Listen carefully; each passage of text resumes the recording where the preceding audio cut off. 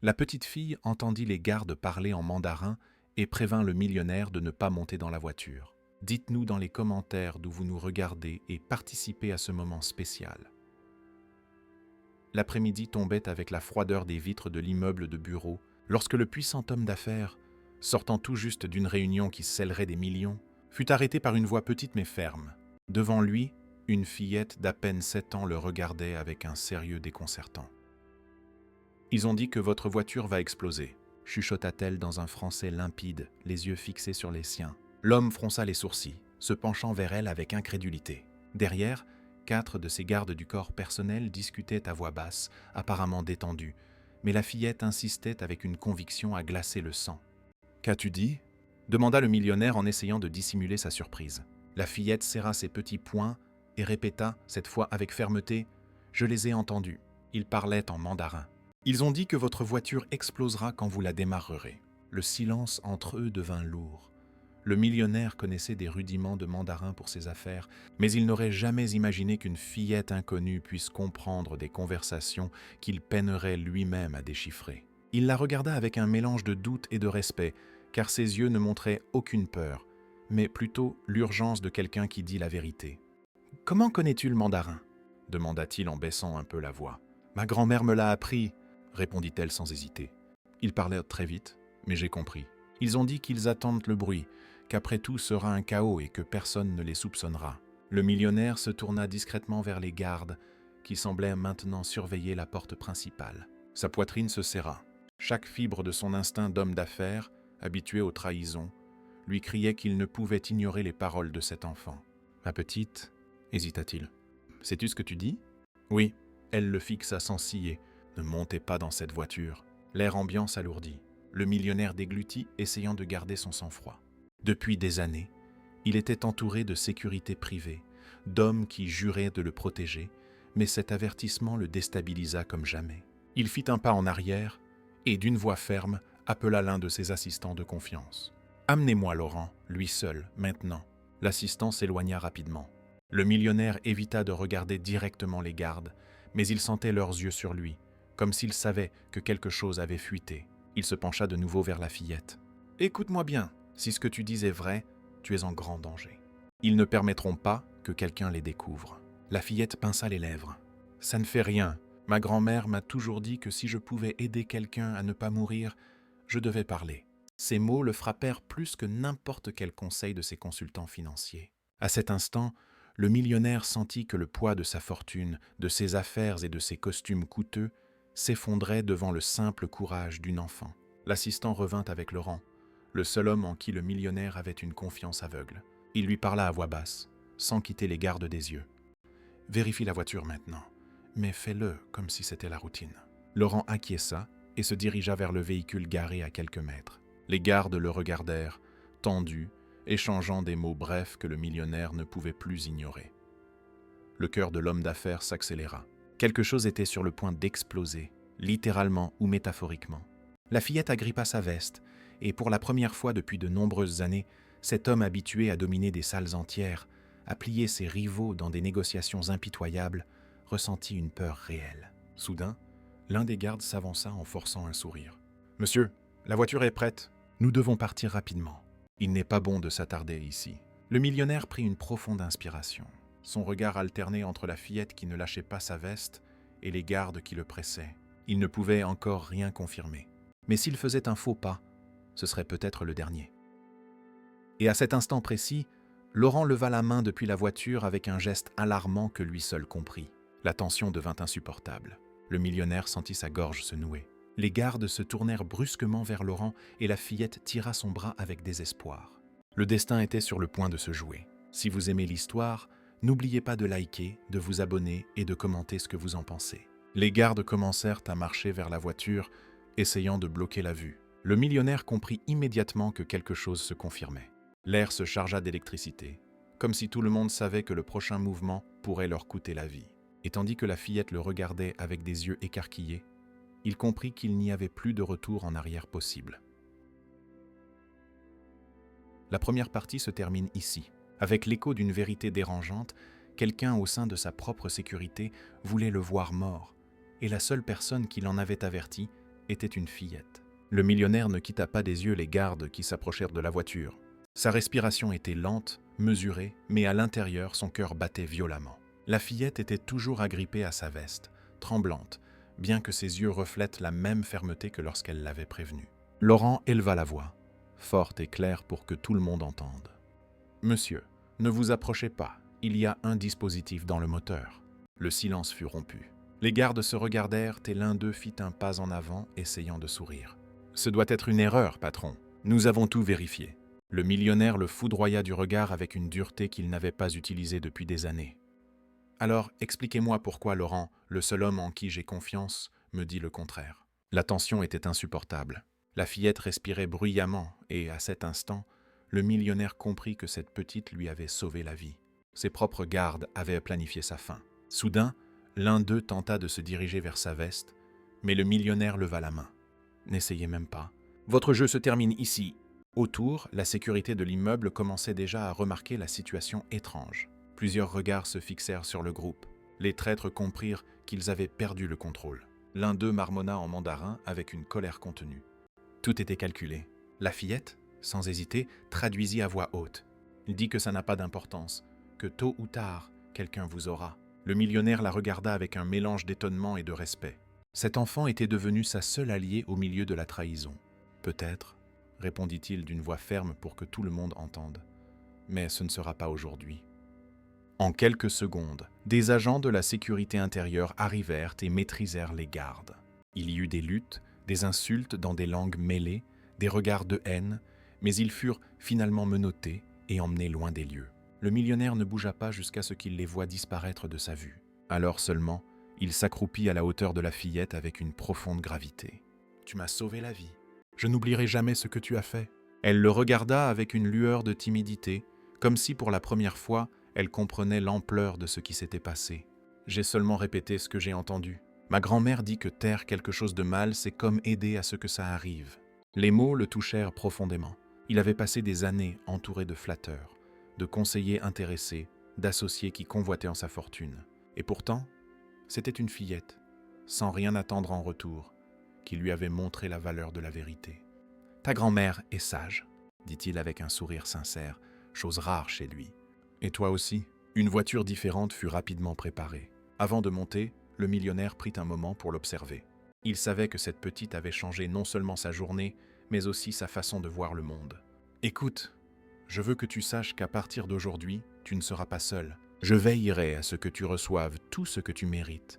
Une éducation, une protection, et surtout, que tu n'aies jamais à taire ce que tu sais. » La fillette ne répondit pas immédiatement, mais ses yeux brillèrent d'un éclair de soulagement. Finalement, elle acquiesça. Le millionnaire monta dans le véhicule, mais avant de fermer la porte, il la regarda à nouveau. Cette image resta gravée dans sa mémoire. Une fillette en robe verte, solide comme un roc face à l'adversité. Tandis que la voiture s'éloignait, il réfléchit en silence. Sa richesse, ses entreprises, ses contacts, tout pouvait disparaître en quelques secondes s'il n'apprenait pas à reconnaître la vérité, même si elle venait de la voie la plus inattendue. Et là, avec le bruit de la ville en fond sonore, il comprit la leçon la plus puissante qu'il n'ait jamais reçue. Le courage ne dépend ni de l'âge ni du pouvoir, mais de la capacité à parler quand les autres se taisent. Il ne sut jamais si cette conspiration faisait partie de quelque chose de plus grand, mais il comprit que son destin avait été changé par l'intervention d'une personne aussi petite qu'une fillette. La vie lui avait montré que la fortune peut s'acheter, mais que la véritable loyauté apparaît là où on s'y attend le moins. Ému, il ferma les yeux un instant et pensa « Je ne sous-estimerai plus jamais la voix des innocents, car parfois ils voient ce que nous, adultes, refusons d'accepter. » L'écho de cet enseignement l'accompagnerait pour toujours. Et tandis que la fillette retournait auprès de sa grand-mère cet après-midi-là, aucun des deux ne savait que le monde entier s'arrêterait pour écouter leur histoire. On ne sait jamais qui peut nous sauver ni d'où viendra la vérité. Mais quand elle apparaît, il ne reste plus qu'à l'honorer et à s'en souvenir pour toujours. Ce que personne ne savait à ce moment-là, c'est que l'histoire ne faisait que commencer. La fillette marchait sur le trottoir humide du centre de Paris, ses petits pas résonnant contre le béton froid. Elle s'appelait Amélie et elle vivait avec sa grand-mère, Li Wei, dans une petite studette du 13e arrondissement. Sa grand-mère était arrivée en France 50 ans plus tôt, fuyant une Chine en pleine tourmente, n'emportant avec elle que les souvenirs et la langue qu'elle transmettait maintenant à sa petite fille comme son héritage le plus précieux. En montant les escaliers étroits de son immeuble, Amélie sentait encore son cœur battre la chamade. Ses petites mains tremblaient légèrement, non pas de peur, mais de l'adrénaline d'avoir fait quelque chose de si important. En ouvrant la porte, elle trouva sa grand-mère préparant le dîner, l'arôme familier du riz cantonais remplissant le petit espace. Li Wei se retourna et, d'un seul regard, comprit que quelque chose d'extraordinaire s'était produit. Amélie se jeta dans ses bras et raconta tout, les mots sortant en désordre, mêlant français et mandarin dans un torrent d'émotions. La vieille dame écouta en silence, ses yeux sombres brillant d'un mélange de fierté et d'inquiétude. Quand Amélie eut terminé, Li Wei caressa ses cheveux noirs et lisses. « Tu as bien fait, mon petit dragon d'or », dit-elle dans la langue de ses ancêtres. « Mais maintenant, nous devons être prudentes. Les hommes puissants ont des ennemis puissants, et tu t'es placé au milieu d'une guerre qui n'est pas la nôtre. » De l'autre côté de la ville, dans son penthouse de Neuilly-sur-Seine, le millionnaire Jean-Pierre Dubois ne parvenait pas à dormir. Il avait congédié toute son équipe de sécurité, engagé une nouvelle société et passé des heures à être interrogé par la police nationale. Les 4 gardes traîtres avaient été arrêtés, mais lors des interrogatoires, un seul nom revenait sans cesse, murmuré avec crainte. Le consortium. Jean-Pierre connaissait les rumeurs sur cette organisation.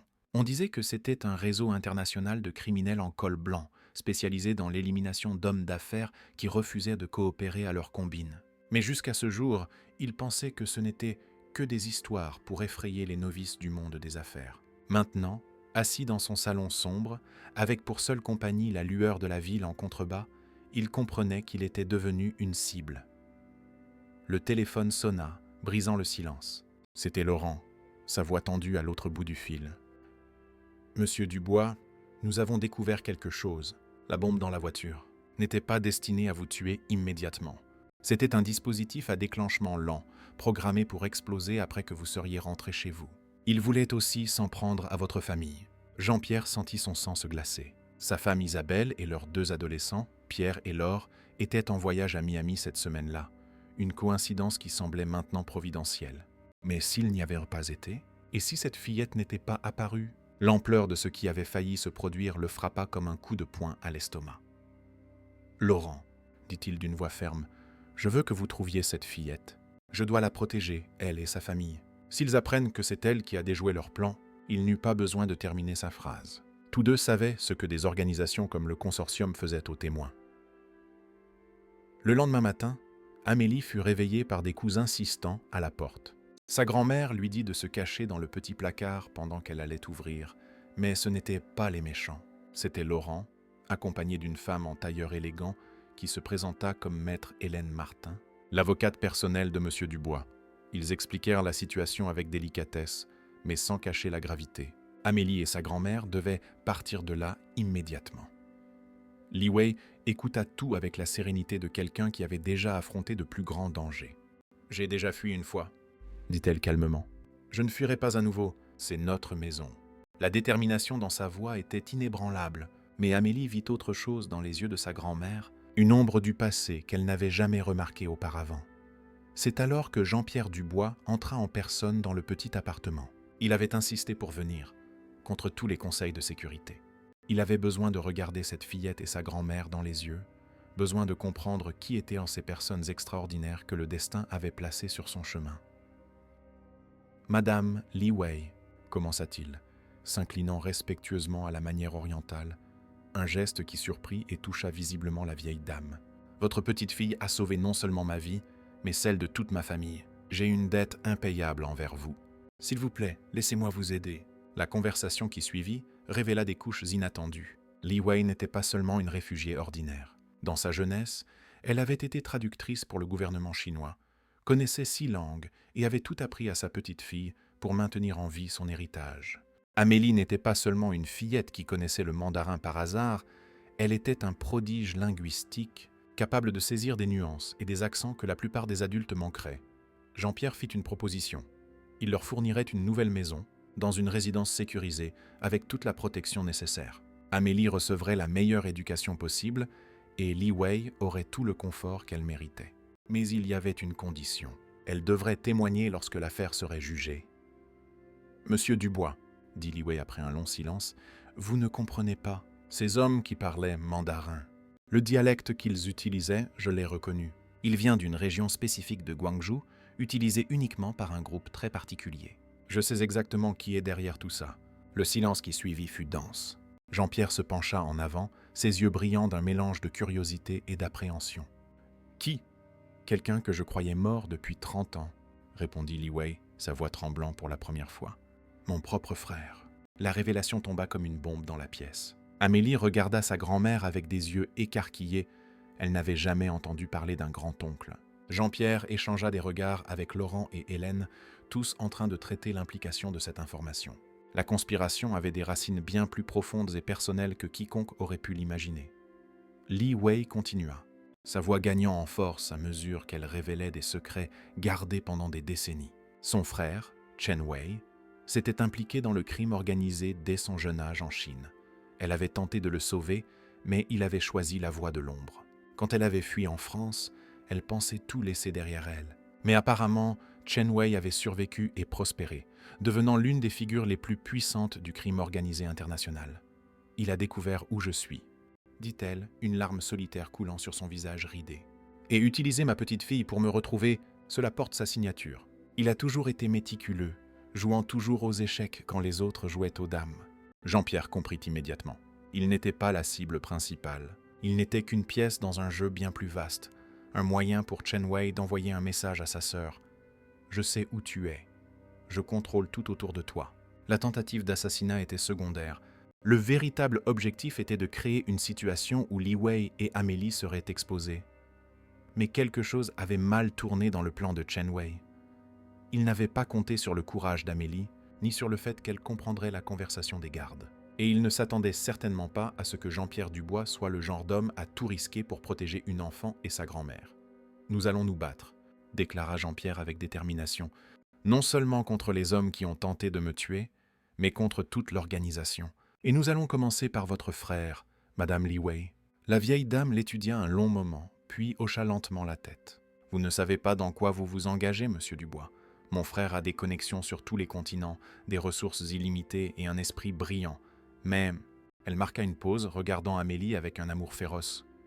Il a commis une erreur en impliquant ma petite fille. Maintenant, moi aussi je vais me battre. Dans les jours qui suivirent, une opération complexe fut mise en place. Jean-Pierre utilisa tous ses contacts au sein du gouvernement et des services de renseignement français.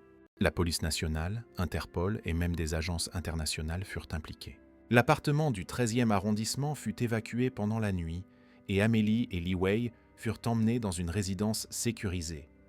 Mais Chen Wei avait toujours une longueur d'avance. Des messages commencèrent à apparaître, écrits en mandarin ancien, laissés dans les endroits les plus inattendus.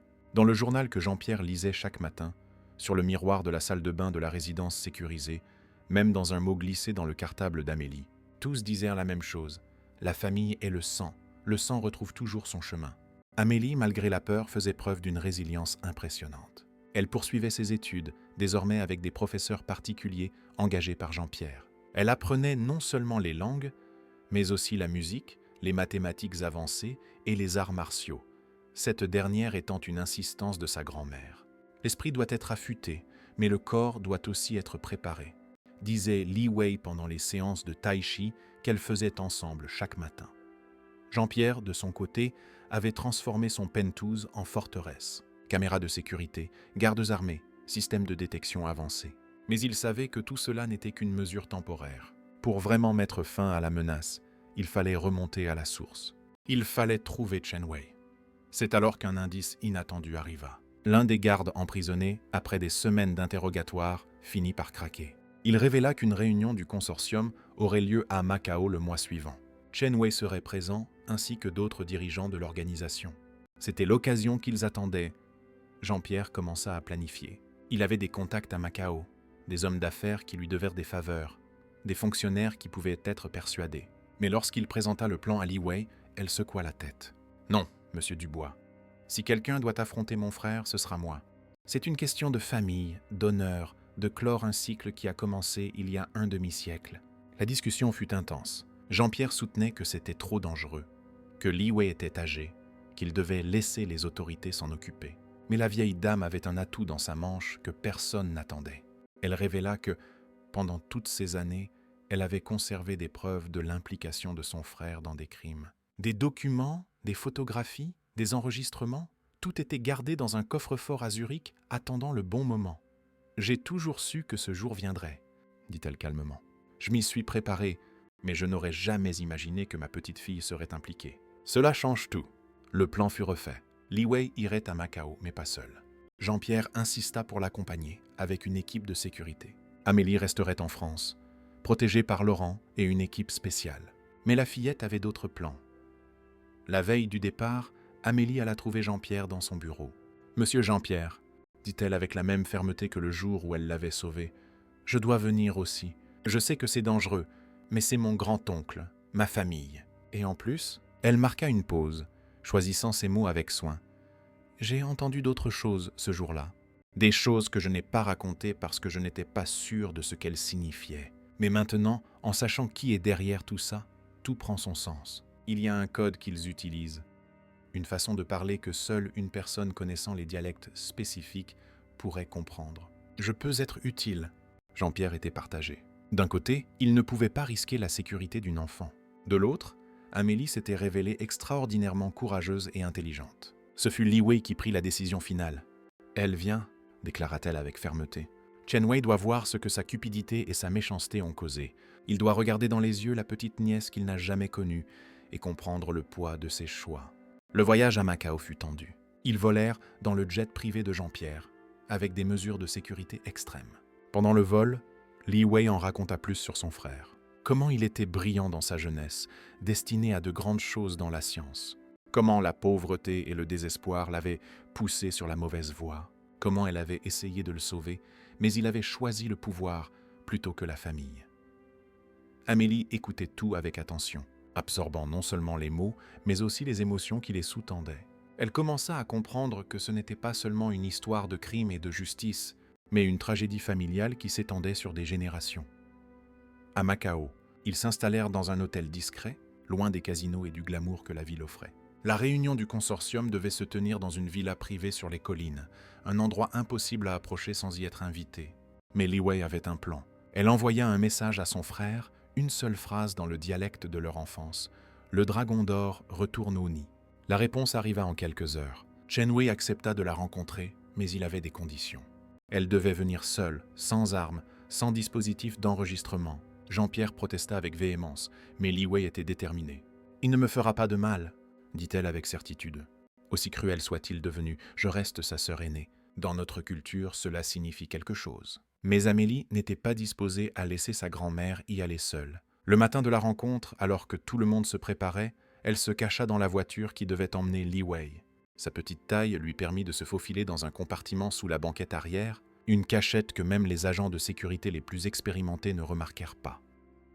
La villa où Chen Wei attendait était impressionnante. Des jardins parfaitement entretenus, une architecture traditionnelle chinoise mêlée à un luxe moderne, des gardes discrets mais alertes à chaque coin. Li Wei fut escorté jusqu'à un salon de thé, où son frère l'attendait. Chen Wei était un homme de 70 ans, mais il paraissait plus jeune.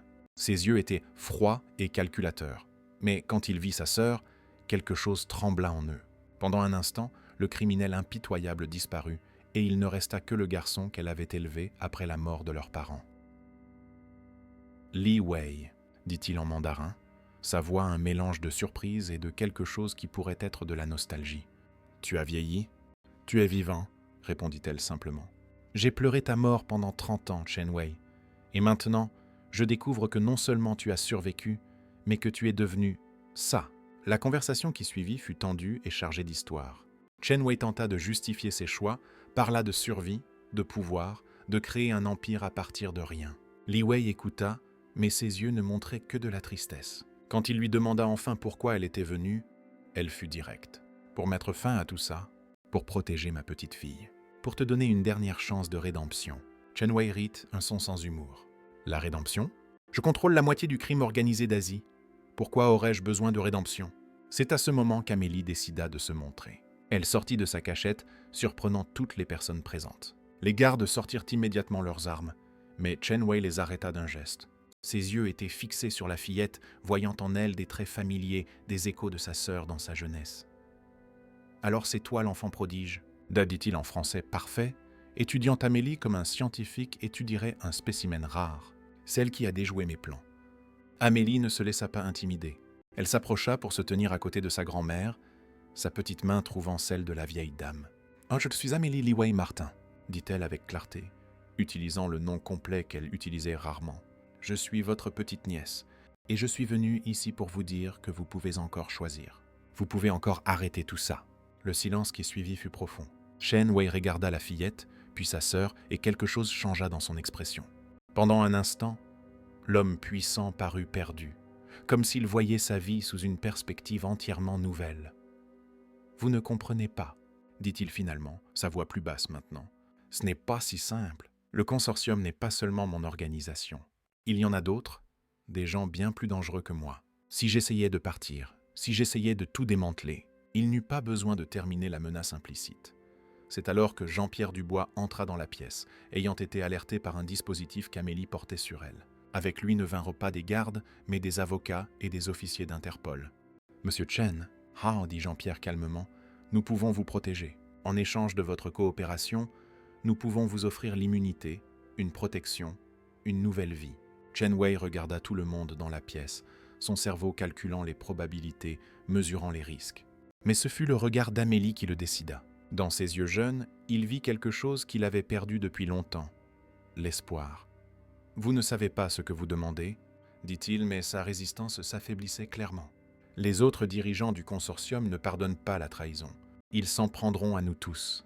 Alors nous les attraperons en premier, » dit Jean-Pierre avec détermination. « Avec votre aide, nous pouvons démanteler toute l'organisation. Nous pouvons mettre fin à des décennies de crimes et de violences. » Les négociations qui suivirent furent complexes et tendues. Chen Wei exigea des garanties, une protection non seulement pour lui, mais aussi pour certains de ses associés qu'il considérait comme sa famille adoptive. Des documents furent signés, des accords conclus, et à la fin, l'homme qui avait orchestré la tentative d'assassinat de Jean-Pierre accepta de devenir témoin de l'État. Mais l'histoire ne s'arrêta pas là. La décision de Chen Wei de coopérer déclencha une guerre dans le monde du crime. Les autres dirigeants du consortium, sentant la trahison, envoyèrent des tueurs à ses trousses et à celles de sa famille. Jean-Pierre dut utiliser toutes ses ressources pour assurer la sécurité de tous. Pendant les mois qui suivirent, alors que les enquêtes progressaient et que des arrestations étaient effectuées dans le monde entier, Amélie poursuivit son éducation spéciale. Mais elle avait maintenant un nouveau professeur, son grand-oncle Chen Wei. Sous protection, il commença à lui enseigner non seulement les langues et la culture, mais aussi la stratégie, la pensée critique et, ironiquement, l'éthique. « J'ai gaspillé mon intelligence, » lui dit-il un jour, alors qu'il jouait aux échecs chinois. « J'aurais pu être scientifique, professeur, n'importe quoi. J'ai choisi la voie facile, la voie du pouvoir rapide. Ne commets pas mes erreurs, petit dragon. » La relation entre les frères et sœurs Li Wei et Chen Wei se reconstruisit lentement. Il y avait trop de rancœur pour un pardon complet, mais il y avait aussi assez d'amour pour une réconciliation partielle. Ils passaient des heures à discuter dans leur dialecte natal, se remémorant des temps plus simples avant que le monde ne les sépare. Jean-Pierre, de son côté, s'était transformé. L'homme d'affaires froid et calculateur avait découvert un but plus grand.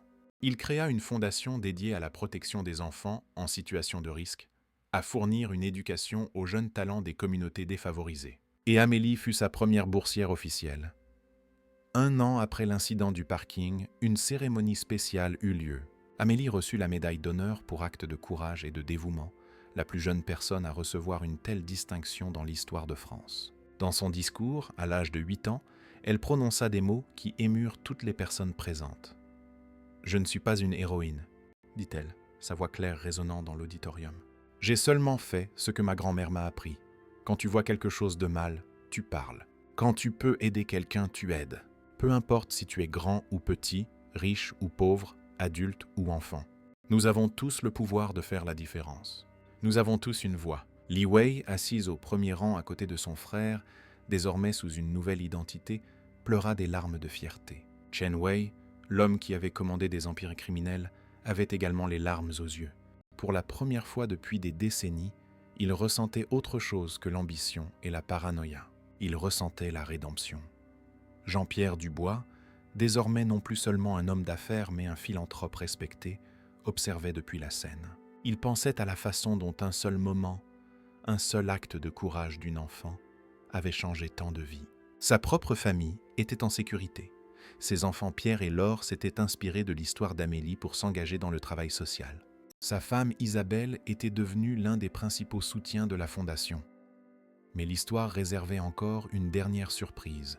Au cours des enquêtes sur le consortium, on découvrit que l'organisation maintenait des dizaines d'enfants en situation de travail forcé à travers le monde, contraints de travailler comme traducteurs et espions en raison de leurs compétences linguistiques. Avec la coopération de Chen Wei, tous furent sauvés. Amélie s'impliqua personnellement dans le processus de réhabilitation de ses enfants. Malgré son jeune âge, elle devint une sorte de mentor pour eux, leur montrant qu'il était possible d'utiliser leurs talents pour le bien. Beaucoup de ces enfants furent adoptés par des familles du monde entier, d'autres furent réunis avec des parents perdus de vue depuis longtemps. L'académie de langue que Jean-Pierre fonda, avec Li Wei comme directrice honoraire et Chen Wei comme consultant anonyme, devint un centre d'excellence. Des enfants de toutes origines venaient y apprendre non seulement des langues, mais aussi sur les cultures, l'éthique et la citoyenneté mondiale. Des années plus tard, alors qu'Amélie était sur le point d'entrer à l'université, un journaliste l'interrogea sur ce jour fatidique dans le parking. Elle réfléchit un instant avant de répondre. « Les gens se concentrent toujours sur le danger, la conspiration, le drame, dit-elle. Mais pour moi, le plus important, c'est ce qui s'est passé après. Comment un acte de courage a créé une vague de changements positifs? Comment mon grand-oncle a trouvé la rédemption? Comment M. Dubois a trouvé un but au-delà de l'argent? Comment ma grand-mère a enfin pu clore un chapitre douloureux de sa vie? » Elle marqua une pause, regardant la caméra avec ses mêmes yeux déterminés qui avaient arrêté un millionnaire des années auparavant. La véritable histoire n'est pas celle d'une fillette sauvant un homme riche, c'est l'histoire de comment la vérité, aussi petite que soit la voix qui la proclame, a le pouvoir de changer le monde. C'est l'histoire de comment le courage est contagieux.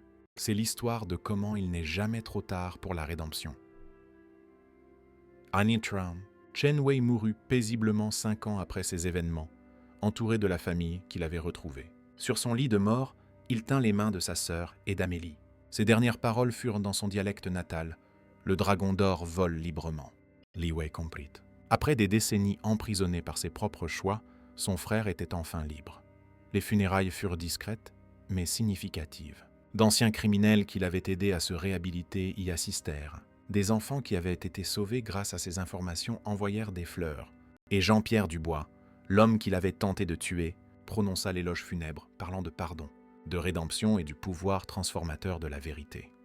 Amélie, devenue une adolescente, poursuivit son travail avec la Fondation tout en se préparant à étudier les relations internationales et la linguistique. Elle maîtrisait 12 langues et était souvent consultée par les agences de renseignement pour sa capacité unique à détecter les nuances et les codes dans les conversations.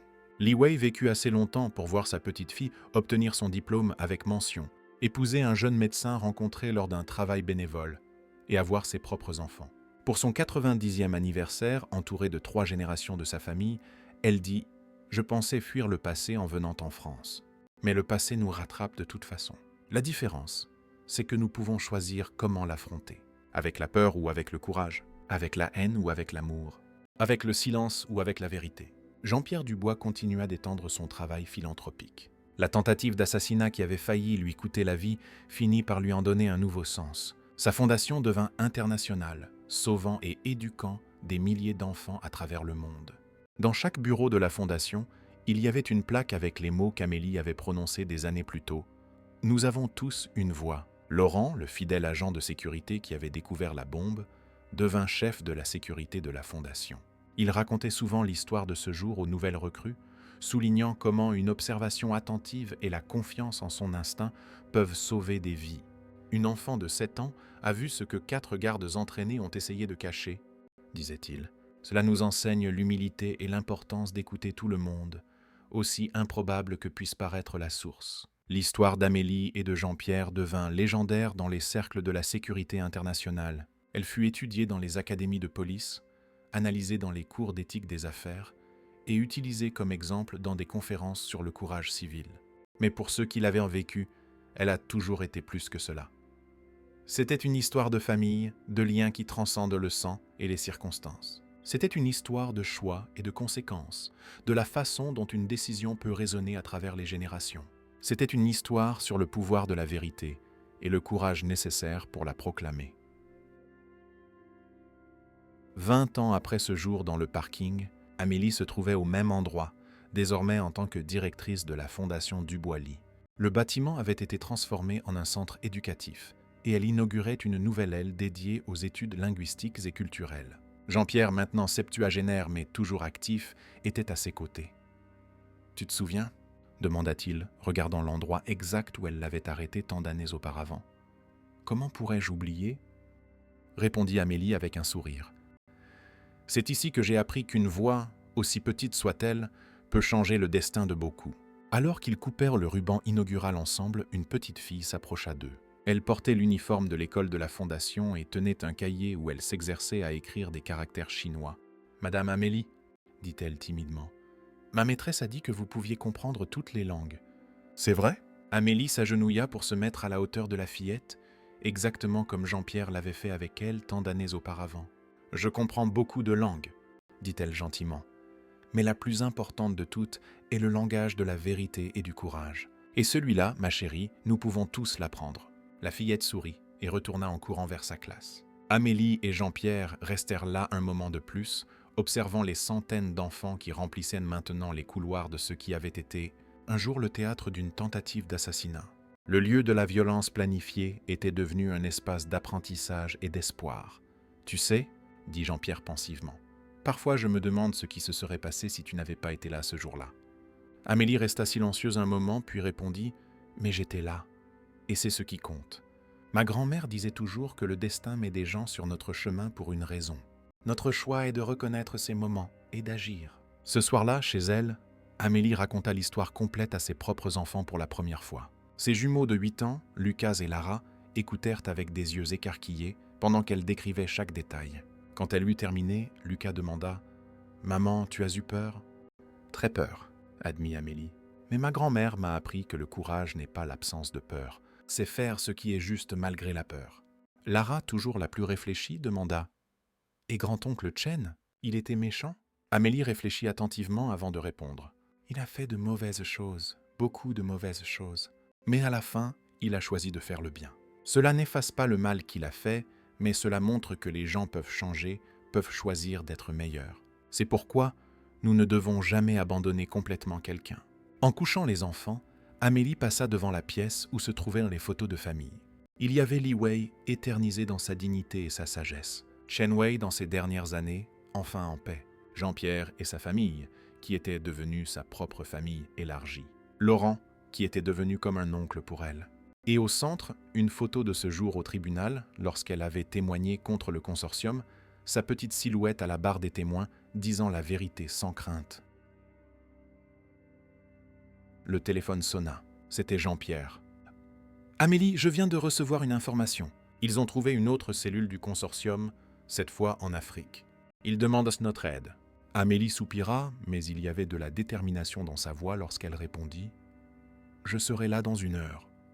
Nous aurons besoin de traducteurs swahili et africains. » Même après toutes ces années, le travail continuait.